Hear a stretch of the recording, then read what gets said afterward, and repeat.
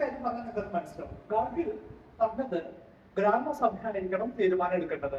ജനങ്ങളുടെ ഏറ്റവും അടിസ്ഥാന സഭ എന്നുള്ള നിലയ്ക്ക് സാധാരണ ജനങ്ങൾക്ക് അഭിപ്രായം പറയാനുള്ള സ്ഥാനം എന്ന നിലയ്ക്ക് ഗ്രാമസഭ എടുക്കണം തീരുമാനം. കസ്തൂരിയൻ എന്താ ചോദിച്ചാൽ അറിയാം.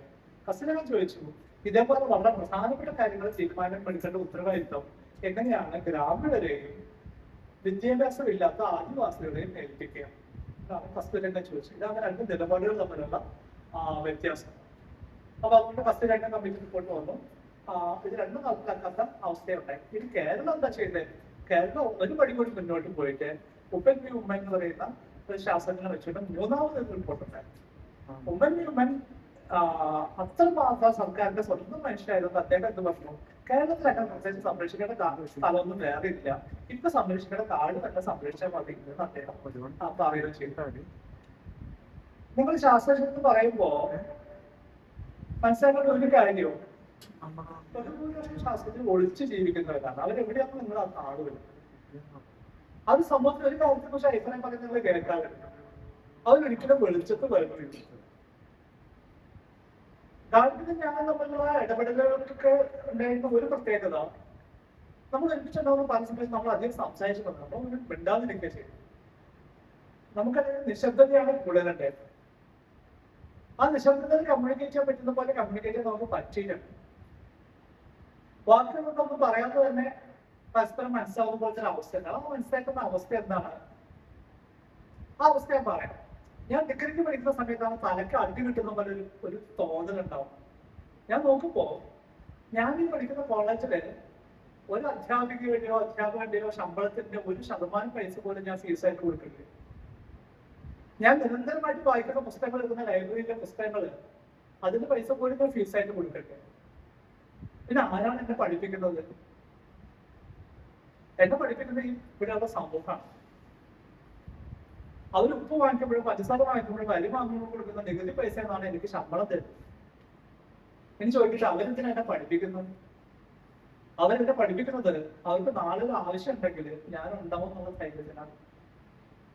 ഇതൊരു കടമാണ്, ഇതൊരു കളപ്പാടാണ്. ഒരുപക്ഷെ ഒരു ആയുസ് കൊണ്ട് പോലും വീട്ടിൽ തീർക്കാൻ പറ്റാത്ത ഒരു കളപ്പാടാണ്.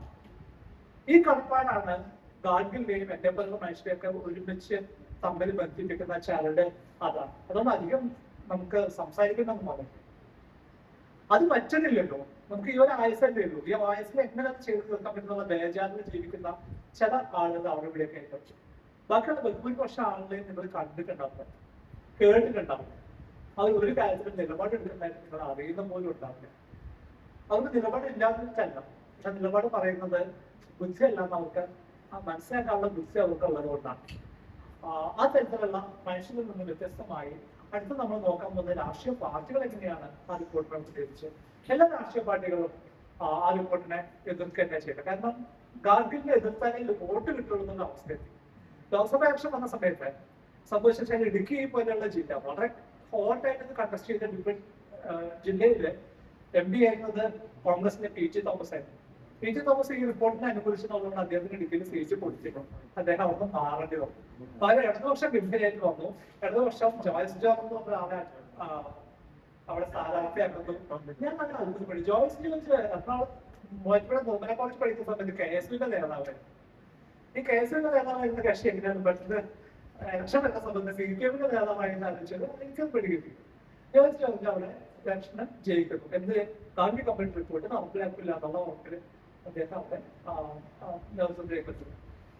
അങ്ങനെ ഇലക്ഷന്റെ ടോപ്പ് ഇതായിരുന്നു. പക്ഷെ ഓരോ രാഷ്ട്രീയ പാർട്ടിയിലും ചില മനുഷ്യർ റിപ്പോർട്ടിനെ അനുകൂലിച്ചവരായിരുന്നു. കോൺഗ്രസിനകത്ത് PG തോമസ് അതിനെ അനുകൂലിച്ചിരുന്നു, VM സുധീരൻ അതിനെ അനുകൂലിച്ചിരുന്നു.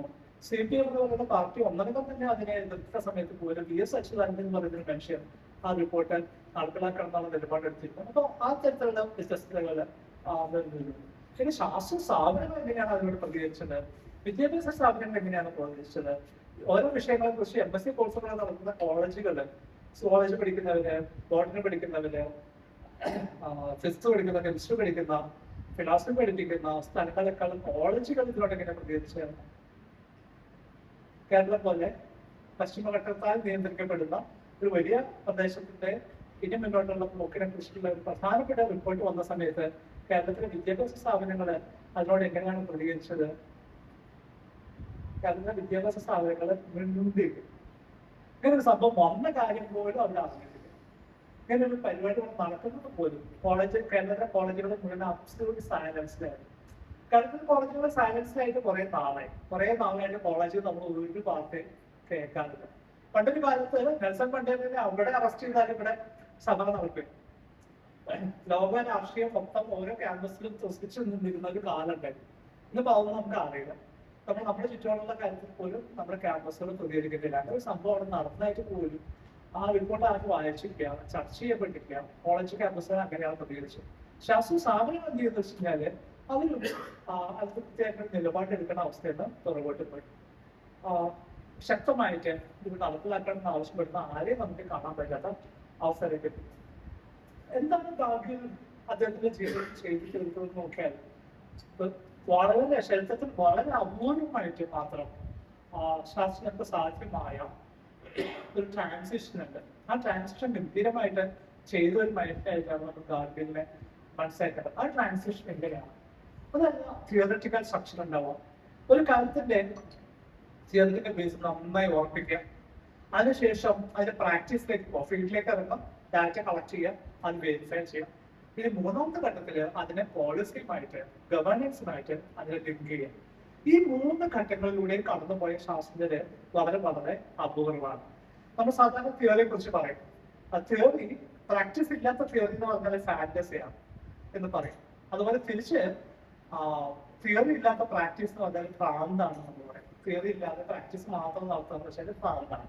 നേരെ തിരിച്ച് പ്രാക്ടീസ് മാത്രം ചെയ്യുക, തിയററ്റിക്കലായിട്ട് അതിന്റെ ബാക്ക്ഗ്രൗണ്ട് അറിയില്ല എന്ന് വെച്ചാൽ അത് മാഡ്നസ് ആയിട്ട് മാറും. അതിപ്പോൾ അതിന് കൃത്യമായിട്ട് തിയററ്റിക്കലായിട്ടുള്ള ബേസ് ഉറപ്പിക്കുന്നു, അതിനുശേഷം ഫീൽഡ് വർക്കിലേക്ക് കടക്കുന്നു, അതിനുശേഷം അതിനെ പോളിസി ആയിട്ട് ലിങ്ക് ചെയ്യാൻ ശ്രമിച്ച ഈ ട്രാൻസിഷൻ വളരെ അപൂർവ ഇക്കോളജിസ്റ്റുകൾക്ക് മാത്രമേ ഈ ട്രാൻസിഷൻ പോസിബിൾ ആയിട്ടുള്ളൂ. അതാണ് മദർ ഗാർഗിലിനെ ഏറ്റവും ഗംഭീരമായിട്ടുള്ള ഒരു ശാസ്ത്ര ജീവിതമായിട്ട് മാറ്റുന്നത്. ഒരുപക്ഷെ അതുകൊണ്ട് തന്നെയാണ് നമ്മൾ പറയുന്നത് അദ്ദേഹത്തിന് നിലപാട് തറ എന്നുള്ളത് നീതിയായിരുന്നു, ജസ്റ്റിസ് ആയിരുന്നു, നിയമങ്ങളായിരുന്നില്ല, റൂൾസ് ആയിരുന്നില്ല, മറിച്ച് നീതിയായിരുന്നു. നിയമമായിരുന്നില്ല, പക്ഷെ നീതി നിയമം തമ്മിൽ വ്യത്യാസമുണ്ട്. നിയമം നമുക്കറിയാം, ഇത്ര സമയത്ത് ക്ലാസ്സിൽ വരണം, ഇത്ര സമയത്ത് പോകണം, നിങ്ങൾ ഇങ്ങനെ ചെയ്യണം, അങ്ങനെ ചെയ്യണം, ധാരാളം നിയമങ്ങളുണ്ട്.